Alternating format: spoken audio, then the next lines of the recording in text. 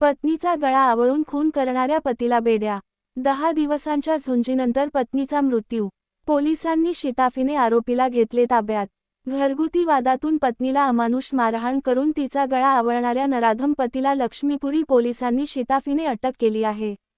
गणेश शंकर हुबाळे, वय 43, रा. शनिवार पेठ असे या संशयित आरोपीचे नाव आहे. 10 दिवस मृत्यूशी झुंज दिल्यानंतर स्वाती गणेश हुबाळे, वय 40 यांचा उपचारादरम्यान मृत्यू झाला. गणेश आणि स्वाती यांचा 2012 मध्ये प्रेमविवाह झाला होता. त्यांना एक मुलगा आणि एक मुलगी अशी 2 मुले आहेत. गणेश हा कोल्हापुरी फेट्याचे दुकान चालवतो.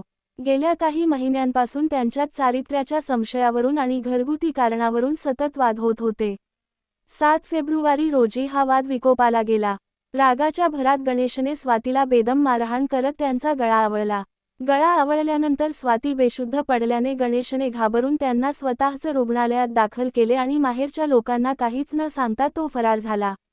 स्वाती बेपत्ता असल्याची खोटी माहिती त्याने नातेवाईकांना दिली होती. मात्र डी.वाय. पाटील रुग्णालयात स्वाती अत्यवस्थ अवस्थेत असल्याची माहिती मिळताच नातेवाईकांनी तिथे धाव घेतली. मृत्यूपूर्वी स्वातीने पतीच्या छळाबाबत माहिती दिल्याने हा प्रकार उघडकीस आला. फेब्रुवारी 16 रोजी स्वाती यांचा मृत्यू होताच नातेवाईकांनी पोलीस ठाण्यासमोर ठिय्या मांडला होता.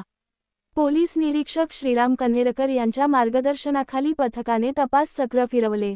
गोपनीय माहितीच्या आधारे CPR हॉस्पिटलजवळील एका हॉटेलच्या मागून पोलिसांनी गणेशला झडाप घालून अटक केली. त्याने आपला गुन्हा कबूल केला असून भारतीय न्यायसंहिता कलम 103(1) नुसार खुनाचा गुन्हा नोंदवण्यात आला आहे.